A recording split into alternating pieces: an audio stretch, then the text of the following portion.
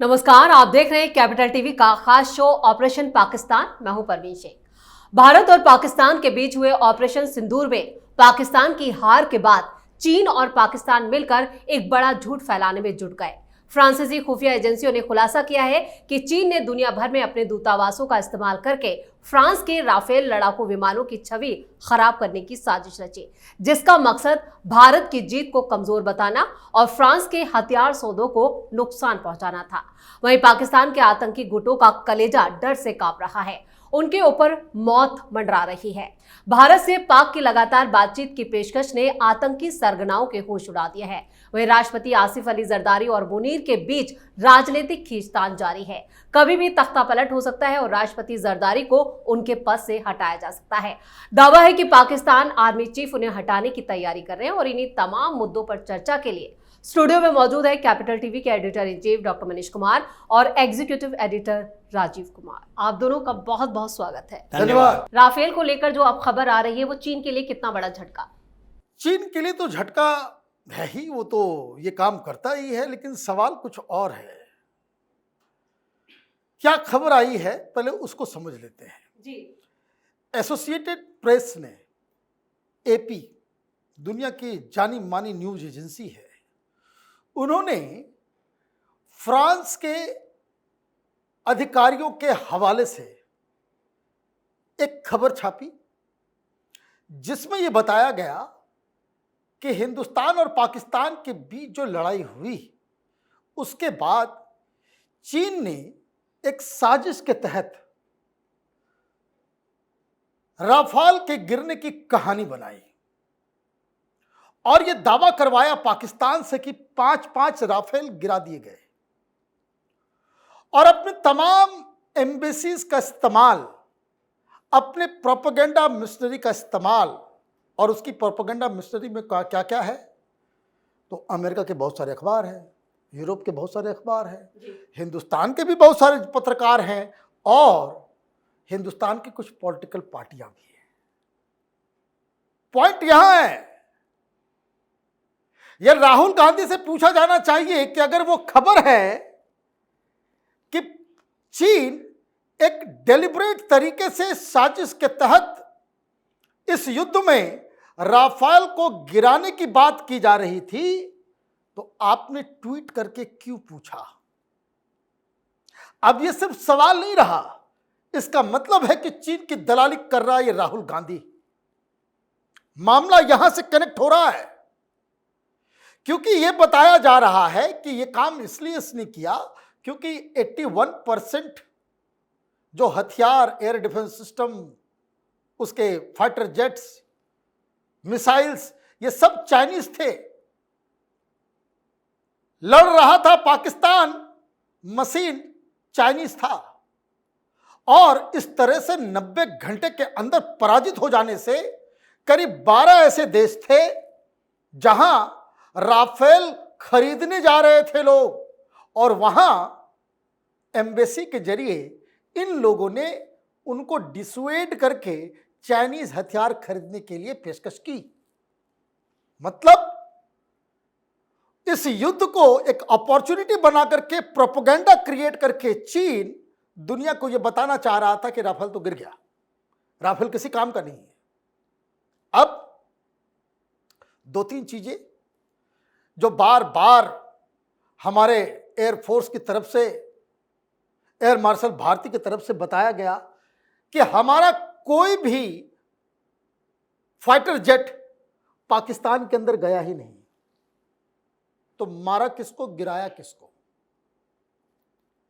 मारा किसको, गिराया किसको? अब आप ये पाकिस्तानी क्लेम कर रहे हैं, उस क्लेम के आधार पे आप सवाल पूछ रहे हो, please tell how many aircrafts were destroyed. बकायदा ट्वीट किया इसने। तो ये राहुल गांधी के रोल के ऊपर यह बड़ा सवाल अब खड़ा हो रहा है। खबर तो फ्रांस से आई, राफेल के ऊपर फ्रांस के किसी वेबसाइट में खबर छपती थी तो यहां ये नाचना शुरू कर देते थे। तो राफेल के ऊपर जो सवाल अब तक आपने उठाया, क्या आपने चाइनीज एयरक्राफ्ट इंडस्ट्री के तरफ से आप सवाल खड़े कर रहे थे। राफाल के ऊपर ये तमाम वामपंथी पत्रकार, ये हिंदू वाला एन राम, उसने तो गंदगी ऐसी कर दी कि आपने कोई फर्जी डॉक्यूमेंट आप उठा के लेकर के आ गए कि राफाल का इसमें जो है एक गलत तरीके का, बिना बताए हुए, बिना डिफेंस मिनिस्टर को बताए हुए, मनोहर पर्रिकर को मालूम नहीं था, फिर भी ये सारी चीजें कर दी गई। फ्रंट पेज में आपने उस लेटर को छाप दिया। अब सुप्रीम कोर्ट जब पहुंचे तो डिफेंस मिनिस्ट्री की तरफ से वकील ने कहा कि देखिए महाराज, ये झूठा आदमी है, इसको तो जेल के अंदर होना चाहिए। तो पत्रकारों का एक लॉबी है यहाँ पे, जो कुछ नहीं मालूम चला कि पेपर होता है तो इधर का आधा पेज, नीचे का आधा पेज, उसको क्रॉप करके आपने छाप दिया और उसको लेकर के, तो ये जो आज खबर आई है राफाल को लेकर के, इसके ऊपर कांग्रेस पार्टी को जवाब देना चाहिए कि भाई आपने किसके कहने पे, क्या चाइनीज एजेंट्स बनके आप अब तक राफाल के ऊपर सवाल खड़े कर रहे थे? ये बड़ा सवाल है। बिल्कुल, राफाल को लेकर जो खुलासा हुआ है वो मोदी सरकार की कितनी बड़ी जीत और पाकिस्तान पर इसका कितना असर? देखिए, ये तो कूटनीतिक जीत है। जिस तरीके से बार बार ये बात चल रही थी कि हम अंतर्राष्ट्रीय स्तर पर कितने देशों को अपने साथ ला सकते हैं और कहां कहां हमारी धौंस चल रही है। जैसे अंतर्राष्ट्रीय मार्केट में हथियारों का मार्केट है, जहां जहां से हमारे समझौते हुए, फ्रांस से हमारे समझौते हैं और उससे राफेल खरीद रहे हैं। अभी आगे राफेल एम भी खरीद रहे हैं, उसके लिए भी हम लोगों ने 6400 करोड़ रुपए के ये डील कर ली है। उसके बाद यूके से भी हमारा स्ट्रेटेजिक पार्टनरशिप है और फिर कुछ वहाँ से भी हाल फिलहाल में एक सौदा हुआ है। मेराइन के लिए हम लोगों ने पनडुब्बी का समझौता जर्मनी के साथ किया है। तो इन देशों के साथ हमारा आर्मी डील की बात हो रही है, हथियारों के डील की बात हो रही है। उसके बाद आगे फ्री ट्रेड एग्रीमेंट का तो चल ही रहा है, जैसे यूके के साथ हमने किया। अब इन देशों का इंटरेस्ट भारत के साथ है तो फिर वो पाकिस्तान और चीन के साथ तो रह नहीं सकते। अभी 1 लाख करोड़ रुपए के डिफेंस इक्विपमेंट खरीदने के लिए हम लोगों ने सैंक्शन किया है। वो कहां कहां जाएगा? जिन देशों के साथ हम समझौते कर रहे हैं वो तो हमारे साथ होगा। और इसलिए ये फ्रांस ने अपने डिफेंस रिपोर्ट है, इसके डिफेंस के अधिकारियों ने, उसके एजेंसियों ने यह खुलासा किया है कि कैसे चीन प्रोपेगेंडा फैला रहा था। और वो 2 तरह का प्रोपेगेंडा था। एक प्रोपेगेंडा था अपने हथियार के मार्केट को बढ़ाने के लिए, दूसरा प्रोपेगेंडा था उस विचार को बढ़ाने के लिए जिसको कहते हैं पाकिस्तान। जैसे पाकिस्तान केवल एक देश नहीं है, भारत के लिए एक ऐसी विचारधारा है जो हमेशा हमारे खिलाफ काम करेगा। इसलिए प्रधानमंत्री मोदी ने जो कहा कि ऑपरेशन सिंदूर जारी रहेगा।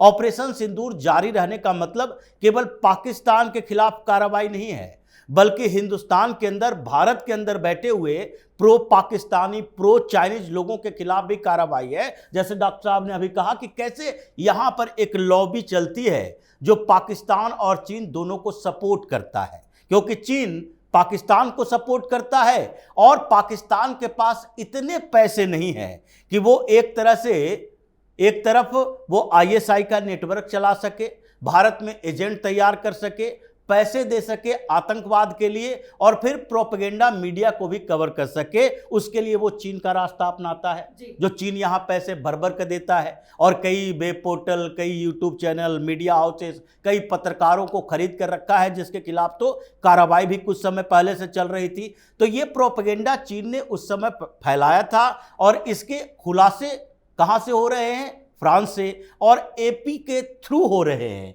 और देखिए कैसा अचानक से एक संजोग बनता है कि 2 दिन से चल रहा था कि एपी के वेबसाइट को, एपी के ट्विटर हैंडल को भारत सरकार ने रुकवा दिया और भारत सरकार ने कहा कि हमने तो कोई रिपोर्ट ही नहीं दी है। अचानक से उसका जो एक्स हैंडल है, ट्विटर हैंडल, वो बंद हो जाता है और ये लोग चीखने चिल्लाने लगते हैं कि देखो भाई, भारत सरकार ने ऐसी कार्रवाई कर दी, एपी को बंद कर दिया। लेकिन 24 घंटे के अंदर भारत सरकार को पता है, उसने एक रिपोर्ट भेजी, ट्विटर को कहा कि हमने तो कोई ऐसा आदेश नहीं जारी किया।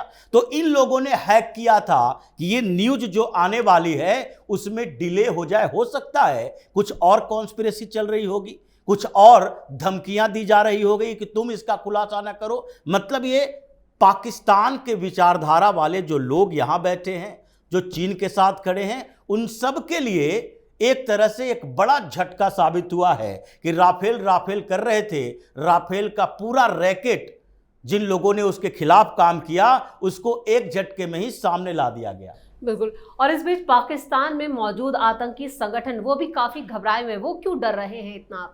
मुझे तो लग रहा है कि ट्रंप साहब और मोदी साहब ने मिलकर कुछ ऐसा प्लान बना दिया कि भाई ऑपरेशन सिंदूर को जारी रखो और ये आपस में इनको लड़ने मरने कटने दो। दिक्कत क्या है कि अमेरिका के साथ और व्हाइट हाउस में जाकर के जो नमक चाट के आया है मुनीर, उसकी कीमत है इन आतंकियों का सर। प्लेन और सिंपल। एक भी पैसा नहीं आएगा, एक भी हथियार नहीं आएगा अनटिल अनलेस मुनीर पाकिस्तान के अंदर में आतंकवादियों को मारे, क्योंकि वो शर्ती है। जैसे F-16 मिला हुआ है पाकिस्तान को, अमेरिका ने दिया। क्यों दिया? आतंकवादियों से लड़ने के लिए। हिंदुस्तान के खिलाफ F-16 का इस्तेमाल नहीं हो सकता, वो स्पेसिफिकली वो दिया गया है आतंकवाद से लड़ने के लिए। पैसे अमेरिका से मिलेगा, यहां भेजा जाएगा, तो वहां भी तो लोग पूछेंगे कि भाई पैसे क्यों दे रहे हो। तो वहां की सरकार तो कहेगी कि भाई देखिए वहां आतंकवाद से लड़ने के लिए हम मदद कर रहे हैं, और तब आपको यहां मारना पड़ेगा, जेल में डालना पड़ेगा। FATF की तलवार अलग लटक रही है, आपको तो बताना पड़ेगा। तो ये जो मुनीर डील करके आया है, और भुट्टो ये कह रहा है कि दोनों को, हाफिज सईद और मौलाना मसूद को वो हिंदुस्तान को दे देंगे, ये सारी चीजें तो आपको करनी पड़ेगी, तब अमेरिका से आप दोस्ती कर पाओगे, तब आपको कुछ फायदा होगा। तो अब सर पीट रहा है सब लोग। अभी तो धमकी दी गई है शहबाज शरीफ को, मुनीर को। इसको बता रहा है बिलावल भुट्टो जो है वो मुसलमान नहीं है, पता नहीं क्या है, जाकर के चेक करके आओ कि भाई मुसलमान है या नहीं है, क्या है। तो अभी पाकिस्तान के अंदर और बवाल मचेगा। भीख में चीज़ें नहीं मिलती हैं। जब पहले पाकिस्तान को अमेरिका से मदद मिला करता था तो हमेशा अमेरिका की सरकार पाकिस्तान को कहती थी डू मोर। अभी तो और भी कहा जाएगा डू मोर। तो पाकिस्तान अपने ही जाल में फंसता चला जा रहा है। बिल्कुल। पाकिस्तान में सियासी उठक पटक भी बहुत तेज हो गई है। आसिफ मुनीर और आसिफ अली जरदारी दोनों के बीच जो है झगड़ा, क्या यहाँ पर तख्ता पलट की तरफ इशारा कर रहे हैं? देखिए, आर्मी और पॉलिटिकल लीडरशिप, ये दोनों के बीच कोऑर्डिनेशन की बात चल रही है। वहां पर जो सरकार चल रही है उसके मंत्री कह रहे हैं कि इस बार सबसे बेहतर कोऑर्डिनेशन है आर्मी के साथ और सरकार के साथ।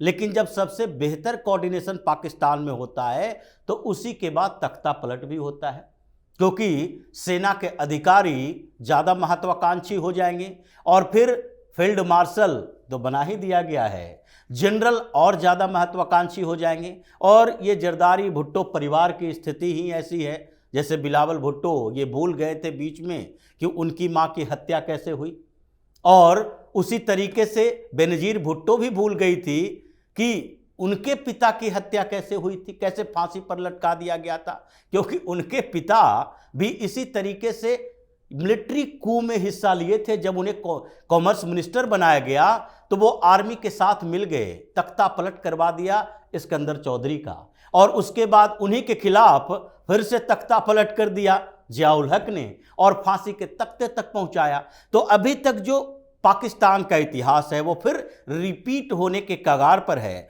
क्योंकि मुनीर की महत्वाकांक्षा बढ़ रही है और इधर दूसरी तरफ पॉलिटिकल लीडरशिप पूरी तरह से कंफ्यूज है। आतंकी संगठनों को पाकिस्तान की सेना से मदद मिल रही है। मुनीर ने तो कभी नहीं कहा कि हम हाफिज सईद को सौंप देंगे। मुनीर ने तो नहीं कहा कि हम मसूद अजहर को सौंप देंगे, सलाउल्लाह को सौंप देंगे। और भारत ने 3 आतंकी संगठनों को टारगेट किया है, जैश, लश्कर और हिजबुल मुजाहिदीन। और ये तीनों का टारगेट अभी खत्म नहीं हुआ है। ये तीनों के एक एक कमांडर को ऊपर से नीचे तक खत्म किया जाएगा। ये भारत सरकार की अपनी नीति बन चुकी है। तो ऐसे में समर्थन किसका चाहिए? उन लोगों को प्रोटेक्शन चाहिए सेना का। और ये पॉलिटिकल लीडरशिप कंफ्यूज्ड है। तो ऐसे में बिलावल भुट्टो ने जो बात कही, उनके पिता जरदारी के साथ लागू हो रहा है कि ये इतना ताकत इसको कैसे मिल रही है, इतनी बातें क्यों कर रहा है। तो सबसे पहले सरकार से इसे बाहर निकालो। और जरदारी जाएंगे तो ऐसा नहीं है कि शरीफ बच जाएंगे। ये पूरी ताकत, पूरा पावर चाहिए आर्मी को। और इसीलिए तख्ता पलट की बात चल रही है। और आर्मी और आतंकी संगठनों के बीच साठ-काट चल रहा है। और इन मुद्दों पर आगे क्या होगा ये बताया नहीं जा सकता, लेकिन हो सकता है कि भारत इन दोनों के बीच टकराव में कई आतंकियों को निपटा दे। चलिए, इस तमाम जानकारी के लिए और सटीक विश्लेषण के लिए आप दोनों का बहुत बहुत धन्यवाद। ऑपरेशन सिंदूर पर पाकिस्तान ने दावा किया था कि उसने भारत के 3 राफेल विमानों को मार गिराया, जिसे राफेल बनाने वाली फ्रांसीसी कंपनी ने गलत साबित किया। साथ में भारत ने भी पाकिस्तान के इन दावों को झूठा कहा है। इधर पाक के अंदर सियासी उठापटक जारी है। मुनीर और जरदारी के बीच की लड़ाई से नया तूफान पाकिस्तान में आने वाला है। वहीं बिलावल भुट्टो भी आतंकवादियों के निशाने पर आ चुके हैं। इस खास शो में इतना ही। वीडियो कैसा लगा कमेंट करके अपनी राय जरूर दें। वीडियो को लाइक करें, शेयर करें और कैपिटल टीवी को सब्सक्राइब जरूर करें। धन्यवाद।